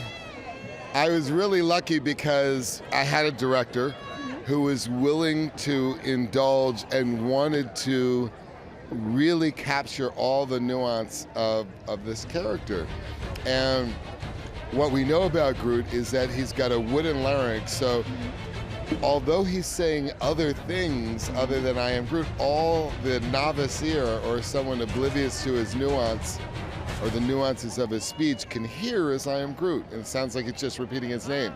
Because of that, when I came into the recording booth, there was a 50-page document, and on the left-hand side it said, I am Groot, and on the right-hand side, it would have a paragraph or a sentence explaining what he was really meaning or what he was really trying to say. And so when you have that level of detail, when you have a director that committed, when you have a studio so hell-bent on creating such a great CGI character, I feel like I'm coming into a team, a winning team already. And all I have to do is spend the week there in the ADR booth breathing life into it. Well, it really, really comes through. I really do love Groot. I have to ask you too, I mean, you're such an incredible action star, and you're so used to using your body and your physicality and what you do. What was it like to, just use your voice? Well, as you can imagine, it limits what we can do because no longer are we using our mannerisms, our physicality, but in another way, it appeals to the challenge, it appeals to the thespian in me that wants to be challenged. And what greater challenge than to play a role that has a full arc, that has to emote all these emotions and feelings that's limited to 3 words. I mean, it's like the super thespian exercise. It was a great challenge and a lot of fun. Well, you meet the challenge. I wish you best of luck tonight. Have a great time. Oh, thank you. You're welcome. All right, ladies and gentlemen, Vin Diesel. We have to send him on his way into the theater. Renee with extra? We have to send him on his way, but thank you. It is so hard to let these actors go because I could sit and talk with them all day long. What a sweetie he is. We're going to talk with Peter Serafinowicz, who plays one of the Nova Corps officers. He is on his way over here. Peter? Hi. Hi. Hello. You are talking, yes, thank you. You are talking live to the Marvel fans. Oh, great. Hi, Marvel fans.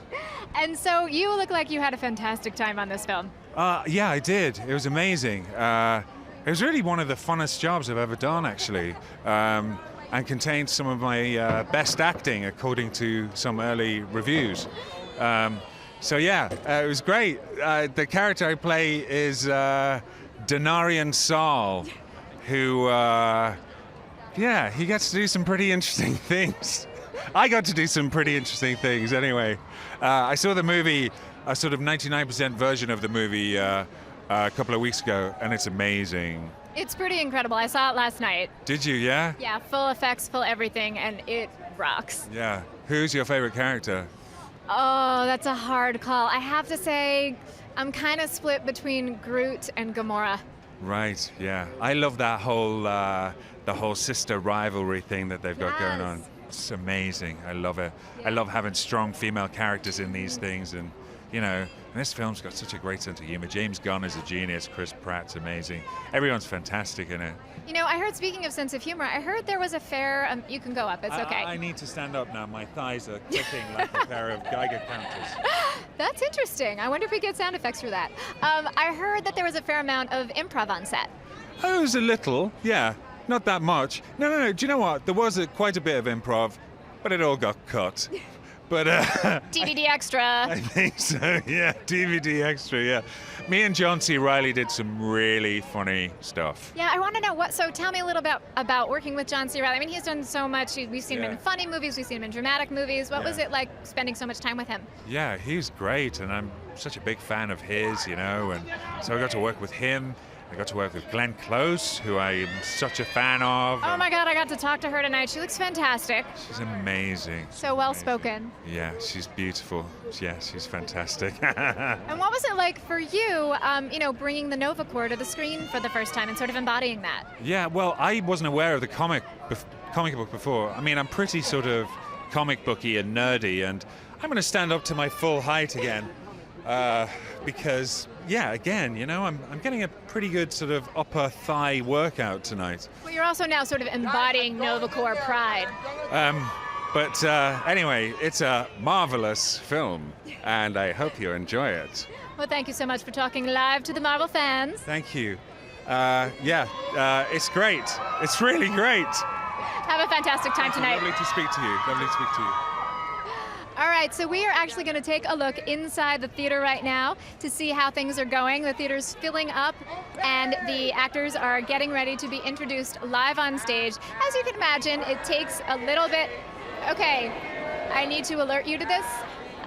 There is a live singing of Happy Birthday right now here on the red carpet. You can listen if you hear them singing Happy Birthday. And I'm not exactly sure who they're singing Happy Birthday to, but clearly the Marvel fans are all one in celebration. All right, we are going to take a look at some of the amazing looks that have been seen on the carpet here tonight.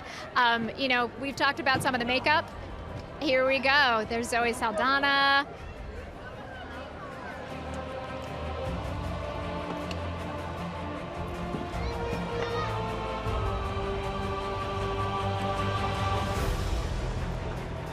Okay.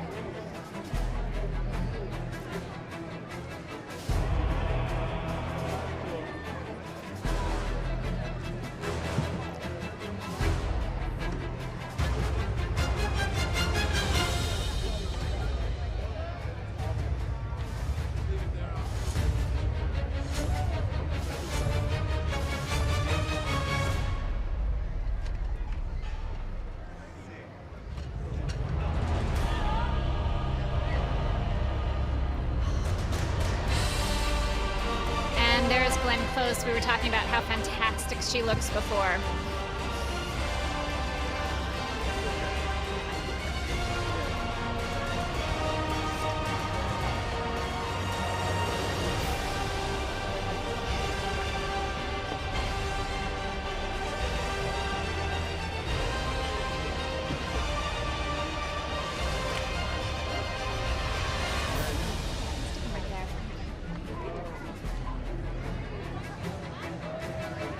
Michael Rooker, who we talked to at the very beginning of the broadcast, sporting some Yondu blue.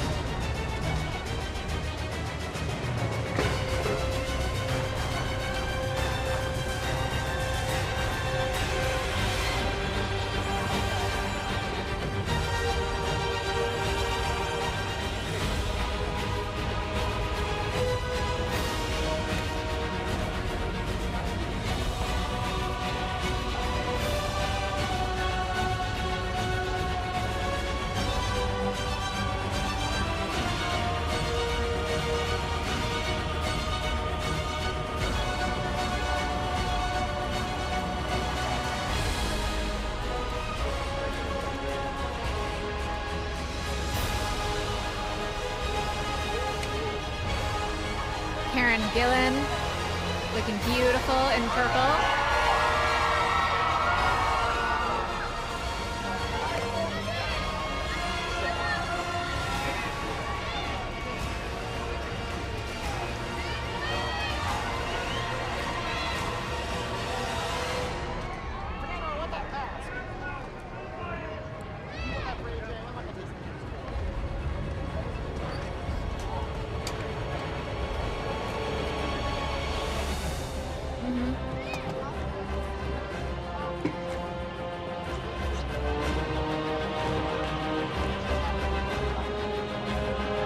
How great does Benicio del Toro look? He clearly knows how to play to the crowd.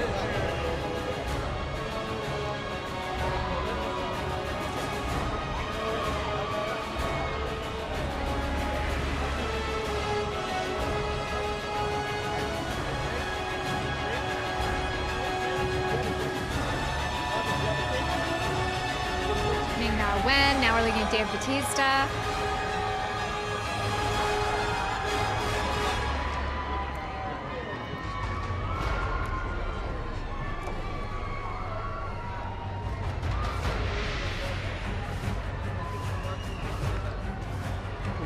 Rocket.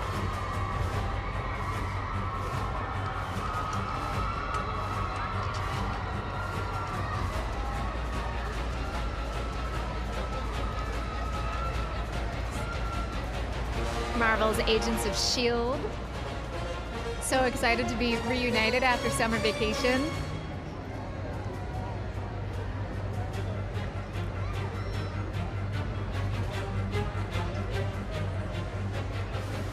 Bradley Cooper, Rocket.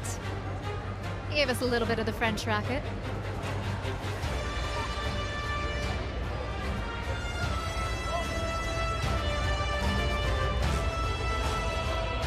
Chris Pratt and Anna Faris.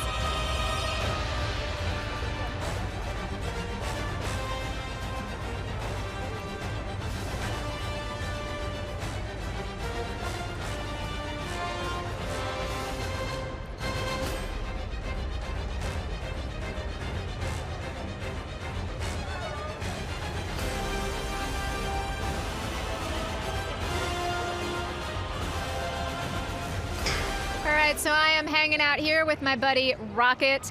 We are, just to give you an idea of what's going on here on the red carpet, we are waiting for the cast to assemble in the Dolby Theater, where Andrea will be introducing them for the first time, presented as the new Guardians of the Galaxy. So they are shuffling in slowly but surely, making their way, interviewing, talking to a few more people, and we are going to show you some highlights from the red carpet. And we will shortly take you inside the theater to see what happens when the cast all gets together and introduce them for the first time together, coming together. And it really has been an incredible night here. As you can see, all of these actors, we're so excited to work with James Gunn. He did such a great job of bringing a sense of congeniality and a sense of family to this film. And so much of this film is about this band of unlikely heroes coming together to save the galaxy. So, if you're watching, one question that, we were asking some of the actors that we'd love to know from you, the fans, is if you were leaving Earth and you could only take a couple of things with you, what would you put in your backpack? Hashtag it with Guardians Premiere. Right now we're going to take a look at some of the highlights from the red carpet.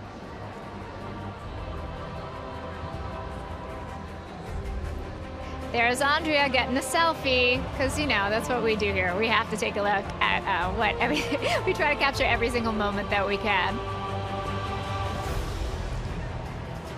Let's see if she'll either show it to us or maybe she'll tweet it out. There's Lee Pace greeting fans. He was so overwhelmed by all the love that he felt here. I thought for sure, having been part of, larger movies like Twilight and The Hobbit, this would be old hat for him. But one of the things that's been so cool is to see actors who, really are not jaded by this whole process and genuinely excited to see the fans.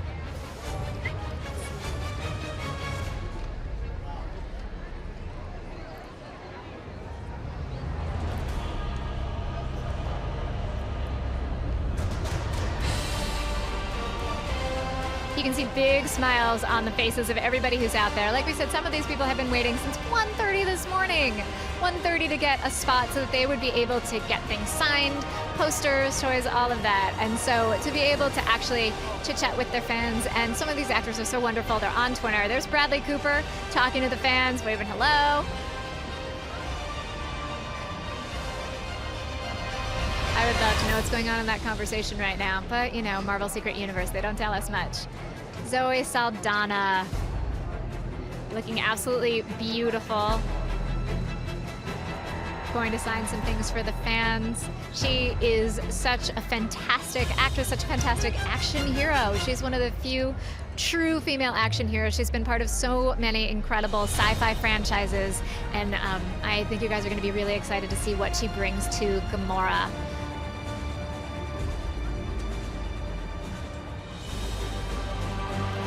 She's green, she's mean, but she, you know, is a true heart of this movie.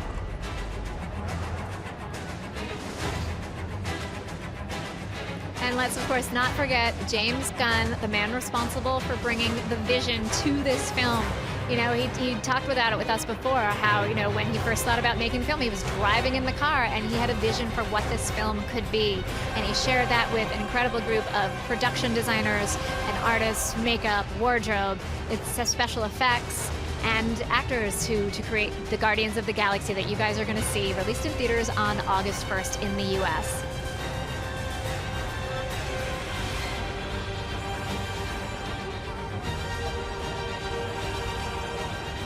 Chris Pratt, he is Star-Lord, as he told you loud and clear. Peter Quill, leader of Guardians of the Galaxy.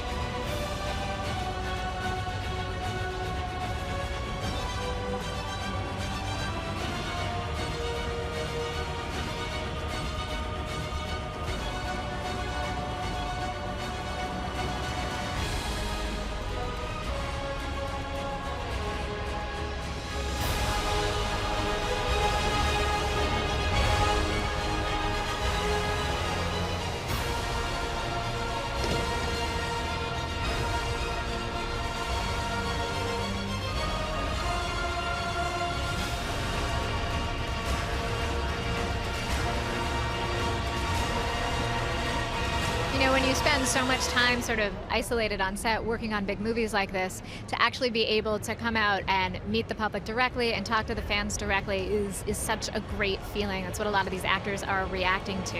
You know, you spend so much isolated time working and creating these worlds, pouring your heart and soul into it, that it is a pleasure when the fans react and really buy into this world that you have worked so hard to create.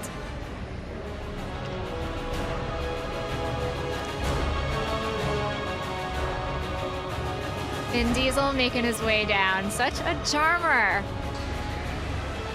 You know, this isn't the first time that he's done voiceover work. Those of you who are familiar with the Iron Giant, he is the voice of the Iron Giant, and I think he's now adding a second iconic character to his voiceover work that he's going to be known for years and years. Dave Bautista looking so dapper.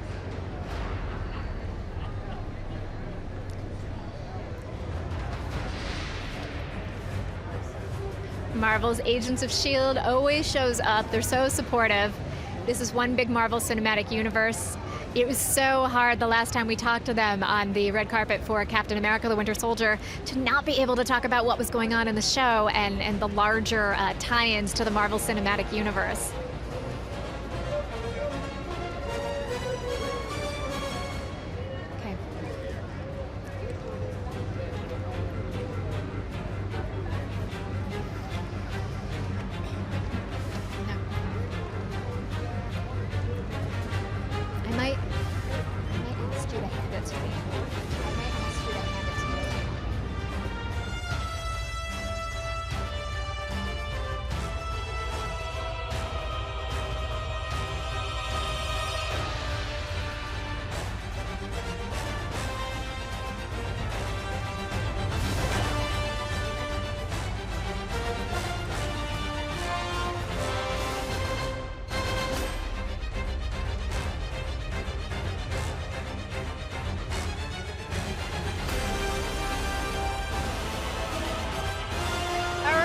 going to take a look to see what is going on in the theater.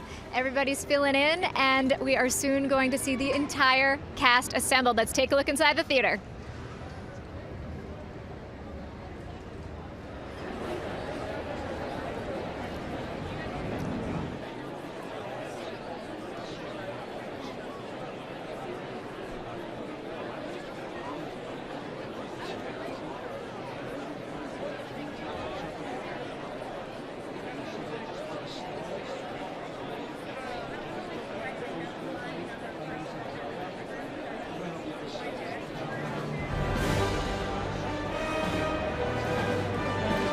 Ladies and gentlemen, welcome to the world premiere of Marvel's Guardians of the Galaxy.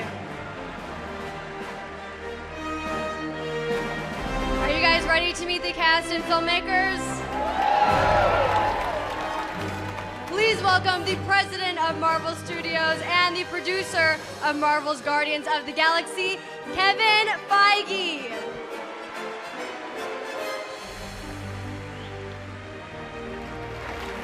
Co-president of Marvel Studios and the executive producer of Marvel's Guardians of the Galaxy, Louis D'Esposito. The director, James Gunn.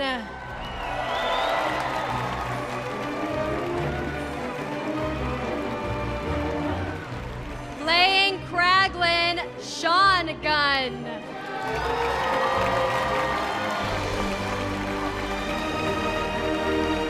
Here is Ronan Lee Pace.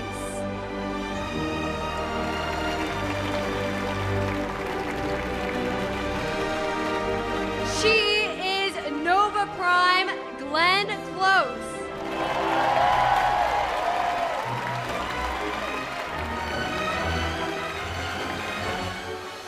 As Nebula, Karen Gillan.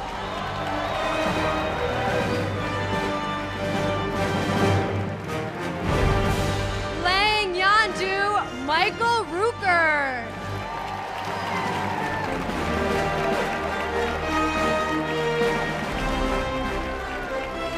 He portrays the Collector, Benicio del Toro.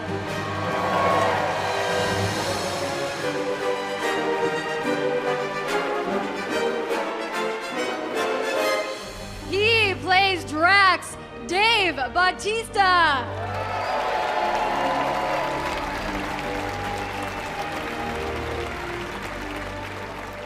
She is Gamora, Zoe Saldana.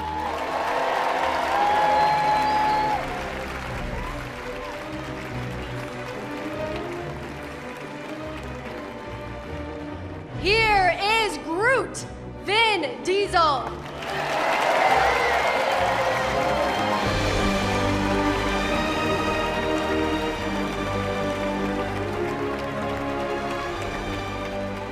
Here is Rocket, Bradley Cooper.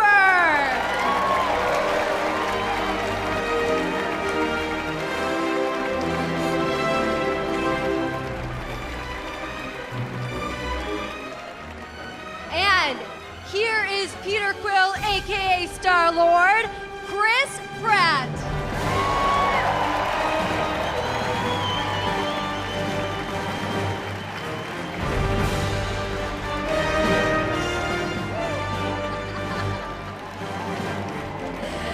Let's hear it for the cast of Marvel's Guardians of the Galaxy.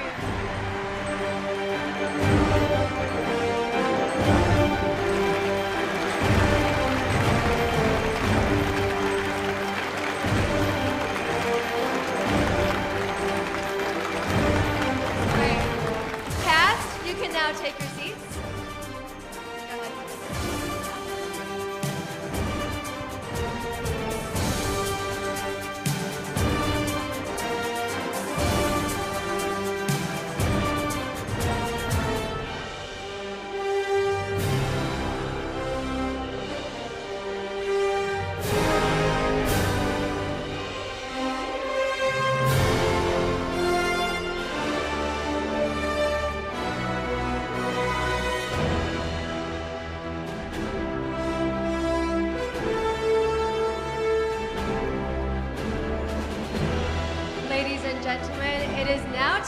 forget to put on your 3D glasses. And please enjoy Marvel's Guardians of the Galaxy.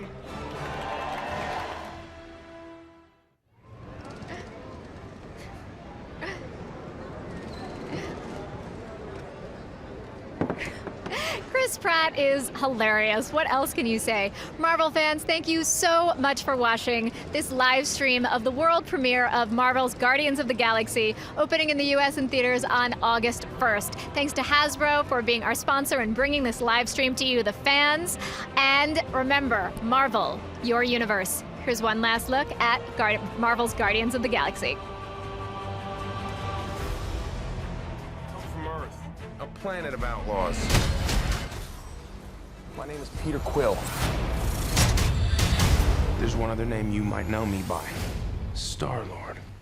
Who? Well, Star-Lord, man. Legendary outlaw. Guys, forget it.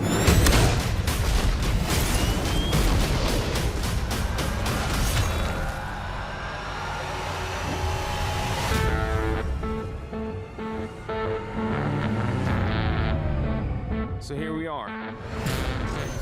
A thief, 2 thugs, an assassin, and a maniac. But we're not gonna stand by as evil wipes out the galaxy. I guess we're stuck together, partners. Are you telling me the fate of 12 billion people is in the hands of these criminals? Oh, yeah.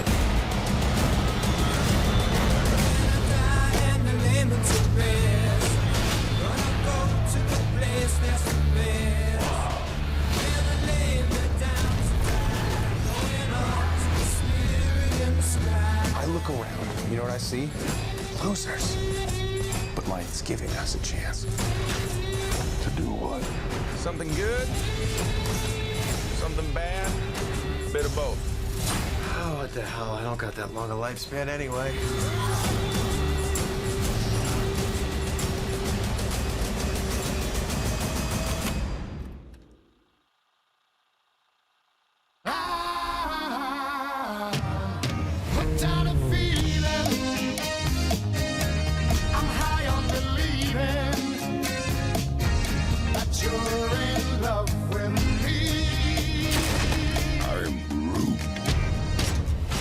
Thing like me, except me.